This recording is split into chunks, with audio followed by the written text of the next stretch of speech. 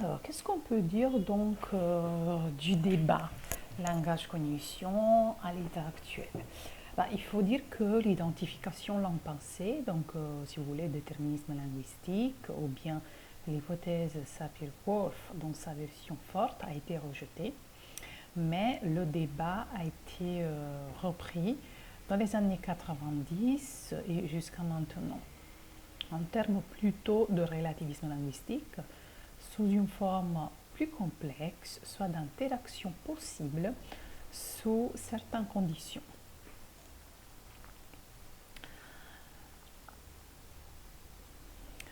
Alors, une hypothèse très importante qui a été exploitée, on peut dire, à la fois dans les études en acquisition d'une langue maternelle et dans les études en acquisition d'une langue seconde, est l'hypothèse du thinking for speaking, du penser pour parler, qui a été élaborée par Slobin en 1996. Tout d'abord, il faut dire que Slobin critique l'opposition statique langue-pensée, et c'est pour cela qu'il remplace ces deux mots par une terminologie un peu plus dynamique en utilisant justement l'expression thinking for speaking, donc penser pour parler, lorsque l'on pense pour parler. L'expression de la pensée, donc en termes linguistiques, représente une forme spéciale de la pensée qui est mobilisée pour la production langagère, pour la communication verbale. Donc, dans l'hypothèse du thinking for speaking, on ne prend pas en compte la pensée dans sa totalité, dans l'absolu, mais uniquement la pensée qui doit être verbalisée. Donc, Slobin mène plusieurs enquêtes linguistiques en se servant surtout de la frog story, qui est un support qui a été largement exploité dans la littérature pour les études en acquisition UNL1 et UNL2 et qui est composé de 24 images sans texte. Donc, c'est l'histoire d'un petit garçon et de son chien qui partent à la recherche d'une grenouille, de leur grenouille, qui a disparu pendant une nuit. Elle était dans un bocal dans la chambre du petit garçon et elle s'est échappée du bocal. Donc ils partent à la recherche de cette grenouille, mais ils se trouvent à faire face à toute une série de mésaventures qui voilà, leur posent quelques difficultés, disons comme ça, dans la recherche de la grenouille. Donc finalement, ils arrivent à trouver la grenouille, mais ils ne savent pas si c'est la bonne grenouille, c'est-à-dire la grenouille à eux, parce qu'ils retrouvent toute une famille de grenouilles. Et à la fin de l'histoire, ils rentrent chez eux en emportant une grenouille, une petite grenouille, voilà. Donc, ce que Slobin a fait, c'est en réalité de comparer les performances des locuteurs de plusieurs langues, notamment de anglais, espagnol, hébreu et allemand, qui présentent des caractéristiques typologiques différentes face à une même tâche communicative, donc à une production orale, c'est-à-dire la frog story. Donc l'auteur voilà, a recueilli des données, analysé donc les récits qui ont été produits par des enfants de 3, 5 ans et 9 ans et des adultes, locuteurs donc de 4 langues avec caractéristiques typologiques différentes, donc l'anglais, l'hébreu, l'espagnol et le allemand. Deux images ont été surtout étudiées par l'auteur parce qu'il s'agit de deux images qui présentent des événements simultanés. Voilà l'image 11 où on a le petit chien qui secoue un arbre et un nid d'abeilles qui est tombé et le petit garçon qui cherche en même temps probablement la grenouille ou bien sans doute la grenouille dans un trou d'un arbre. Et l'image suivante, l'image 12, où on peut voir que le petit garçon est tombé de l'arbre parce qu'il y a un hibou qui est sorti du tronc de l'arbre et qui l'effraie. Et en même temps, le chien est poursuivi par une horde d'abeilles. Donc, l'auteur a étudié pas seulement les relations temporelles, hein, mais aussi les relations spatiales. Mais nous, on va voir maintenant les résultats qui sont issus de ce travail concernant les relations temporelles. Donc, il y a en réalité deux événements simultanés, on l'a déjà dit de la première image, parce qu'on a un événement ponctuel accompli, donc l'enfant qui est tombé de l'arbre, et un événement duratif et en cours, parce que les abeilles sont en train de poursuivre le chien. Donc en réalité, entre les langues qui ont été étudiées, hébreu, allemand, anglais, espagnol, il y a une différence typologique très importante concernant l'aspect, c'est-à-dire que deux langues n'ont pas grammaticalisé l'aspect, c'est-à-dire l'hébreu et l'allemand, alors que l'anglais et l'espagnol ont grammaticalisé l'aspect et donc la distinction perfectif en perfectif. En effet, en anglais, par exemple, on peut utiliser le progressif à tous les temps verbeux et l'espagnol permet cette distinction de progressif au passé à travers l'imparfait. Voilà. Donc, que font les locuteurs de ces quatre langues qui ont été enregistrées par Slovène? Alors, pour les langues qui ont grammaticalisé l'aspect, donc l'anglais et l'espagnol, les locuteurs ont tendance justement à faire le contraste aspectuel entre la forme perfective et la forme imperfective. Donc, un anglophone, par exemple, dirait The boy fell out, donc utilise un simple past pour la forme perfective, et the dog was being chased by the bees. Le chien est en train d'être poursuivi par des abeilles, forme imperfective. Pareil en espagnol, se cayó pour le perfectif et perseguían pour l'imperfectif. Les langues non aspectuelles, en revanche, ne expriment pas le contraste entre perfectif et imperfectif. Elles sont plutôt focalisées sur la distinction entre passé et présent, donc une distinction plutôt temporelle, ce qui est le cas donc des locuteurs, de l'hébreu et de l'allemand. Donc on peut avoir dans les deux langues quelque chose qui correspond au français. Le garçon est tombé, comme vous pouvez le voir dans le petit tableau bleu, et pour marquer le passé et pour marquer le présent, et le chien s'enfuit. Ou comme on dit en allemand, rennt, rennt, rennt, court, court, court. Alors ici vous avez le pourcentage de narrateurs qui ont utilisé la même forme temporo-aspectuelle pour tomber et courir, donc en fonction de l'âge aussi, enfants 3-5 ans, 9 ans et adultes. Ce qu'il faut bien en réalité mettre en relief, c'est que en réalité les locuteurs natifs des langues en question n'adhèrent pas 100% au contraste formel disponible dans les langues maternelles.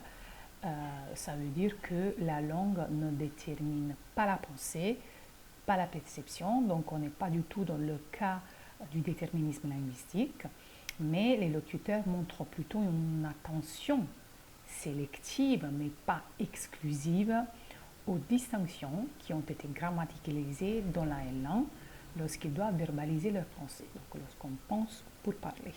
Donc distinction grammaticalisée dans la langue, on a vu pour l'espagnol et l'anglais, il s'agit de l'aspect. Et donc, il montre une tendance à sélectionner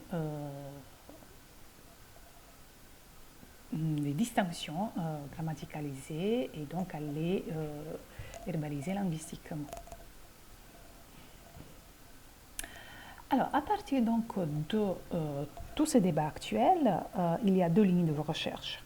Tout d'abord, tester l'hypothèse Sapir-Whorf, relative donc à la perception, à travers des tâches non verbales.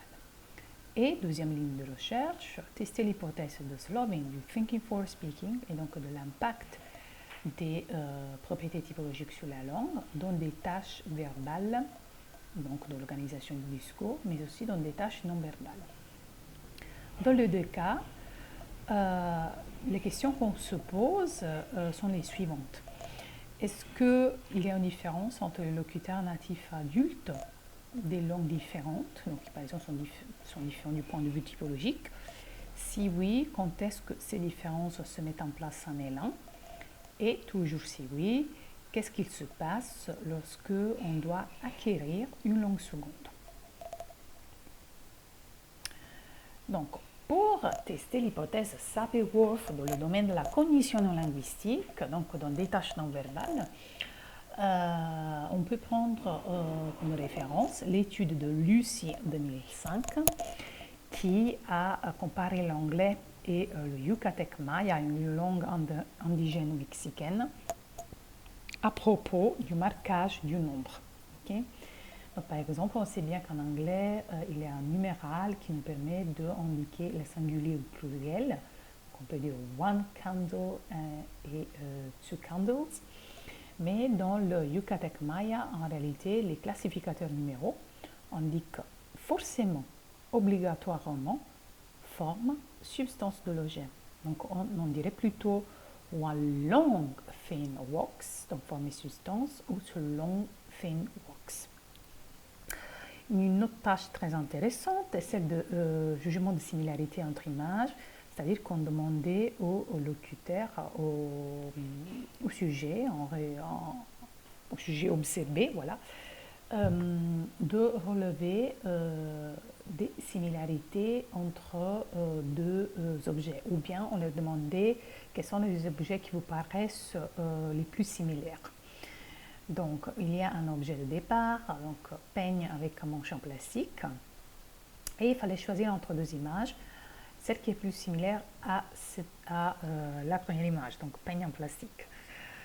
Les deux autres images étaient peigne en manche en bois ou peigne sans manche en plastique. Donc ce qui en fait est issu de cette étude est que les locuteurs anglophones, par exemple, avaient préférence pour la similarité de forme entre les objets, alors que les locuteurs de Yucatec Maya distinguaient, disaient que deux objets étaient similaires surtout pour le matériel, okay, et pas pour la forme.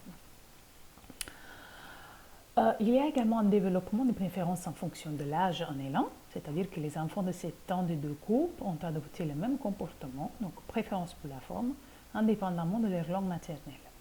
C'est à partir de l'âge de 9 ans et chez les adultes que le comportement semble être plus influencé par la langue maternelle. Donc les locuteurs du Yucatec Maya, par exemple, ont choisi les objets similaires par le matériel, alors que les anglophones ont sélectionné les objets qui avaient une forme similaire. Donc ce qu'il en résulte est que les catégories du langage ont une influence de plus en plus importante sur la cognition entre 7 et 9 ans, et que cette influence devient surtout stable chez les adultes.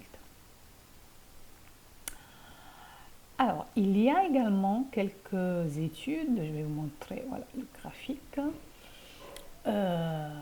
qui a été faite pour l'anglais L2. Et en réalité, notamment les études dont Pavlenko 2011, et ce qui a été remarqué est que, contrairement aux attentes, on peut constater un changement de catégorisation préférentielle chez les apprenants avancés et ou après 3 ans de séjour dans les pays étrangers. Donc ça veut dire qu'un apprenant à l'âge adulte de l'anglais L2, par exemple, commençait à se diriger vers les préférences de la langue seconde à un niveau avancé ou après une certaine période de séjour dans le pays cible.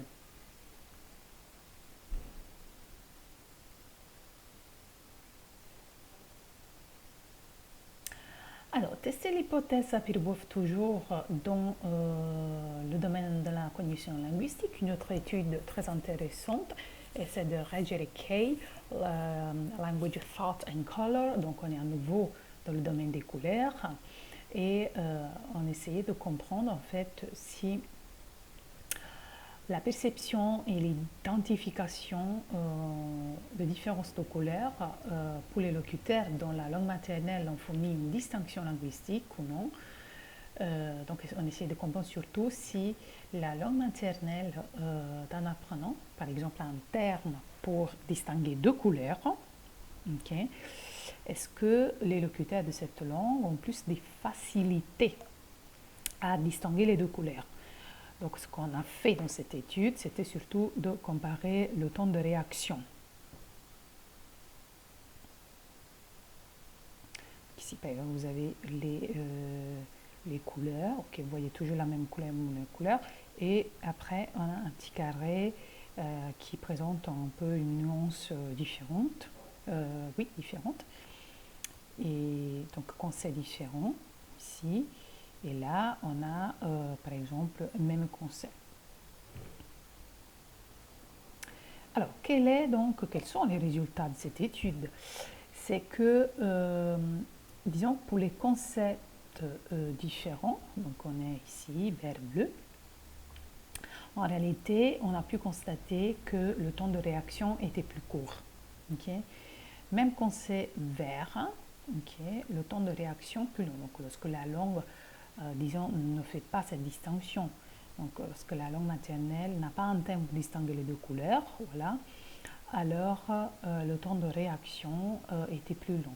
Mais en réalité, les résultats sont différents seulement si le point qu'il faut détecter est à gauche, donc dans le champ visuel gauche, alors qu'on a pu constater un temps similaire si le point détecté se trouvait dans le champ visuel droit.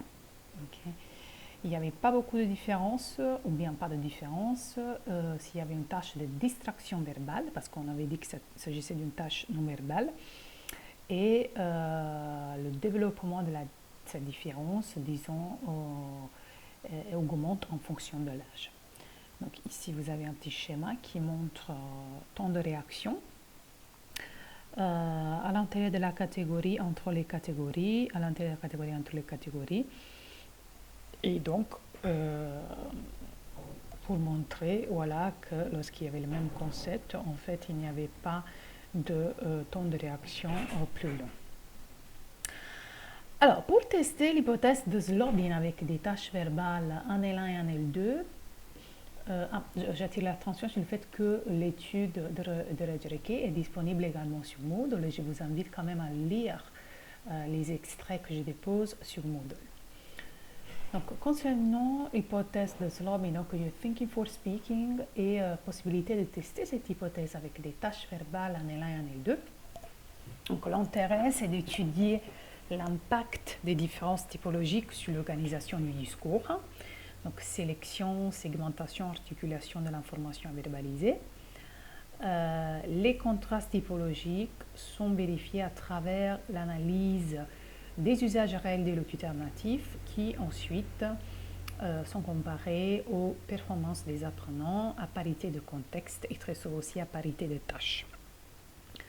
Donc on utilise une méthode comparative, donc même tâche de départ, vidéo ou histoire par image, production de locuteurs natifs adultes en différentes langues, d'enfants aussi à différents âges en une langue maternelle, mais aussi production d'apprenants d'une L2. Alors, quels sont les domaines privilégiés pour tester l'hypothèse de Zlobin?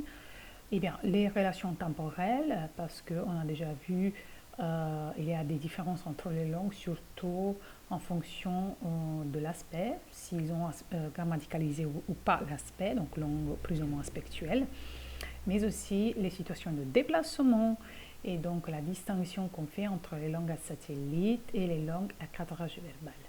Donc les langues à satellite sont des langues qui expriment, disons, la trajectoire du déplacement, donc la direction, on pourrait dire, à l'extérieur du verbe, dans des particules, par exemple en anglais, on a get in, get out, run in, run out. Donc in, out sont ces particules, ces satellites, alors que le verbe doit exprimer une autre information, par exemple la manière. Donc les langues à cadrage verbal, en revanche, sont des langues qui expriment la trajectoire, donc la direction dans le verbe. Et par exemple, entrer, sortir en français.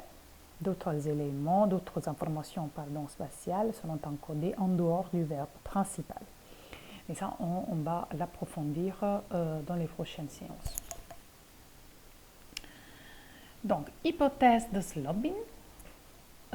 Chaque langue maternelle amène ses locuteurs à prêter attention à différents événements et expériences lorsqu'ils en parlent. this training, c'est-à-dire cette habitude aussi, ce type d'attention qui se développe pendant l'enfance, devient exceptionnellement résistant à une restructuration lors de l'acquisition d'une langue seconde à l'âge adulte. Okay? Donc cette hypothèse, si en réalité le système, on pourrait dire, cette attention complète aux événements et aux expériences est difficile à restructurer lors de l'acquisition d'une langue seconde à l'âge adulte, ça peut amener à des phénomènes de transfert de l'organisation discursive de la langue et donc à une restructuration de la pensée pour parler de la langue vers la L2 qui devient très très difficile. Il y a, donc ça c'est l'hypothèse de Zlobin, il y a aussi l'hypothèse de Perdue en 1993. D'après cette hypothèse au niveau débutant, les apprenants n'ont pas les moyens linguistiques en L2 pour transférer ou traduire une conceptualisation effectuée en L1. Donc, ça serait à partir des stades intermédiaires que l'apprenant doit acquérir les structures grammaticales de la langue cible et intégrer les fonctions discursives des structures grammaticalisées en L2. Donc, l'acquisition de l'organisation du discours de la langue cible pourrait représenter vraiment le palier ultime de l'acquisition.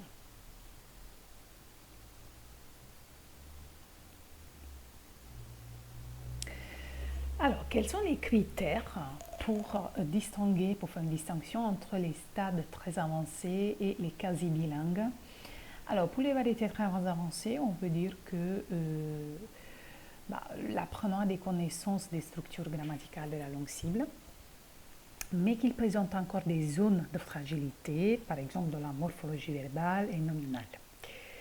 Pour les quasi bilingues ou les quasi avancés, quasi natifs, on peut dire que l'apprenant maîtrise la grammaire de la phrase, mais les intuitions grammaticales sont différentes de celles des natifs, le jugement de grammaticalité, et l'organisation discursive est ressentie comme non native.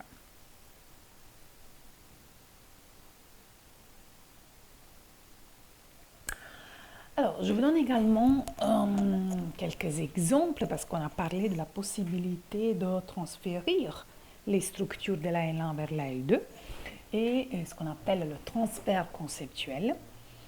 Je vous donne un exemple d'emploi de structures qui traduisent une conceptualisation, une perspective discursive typique de la L1 en L2.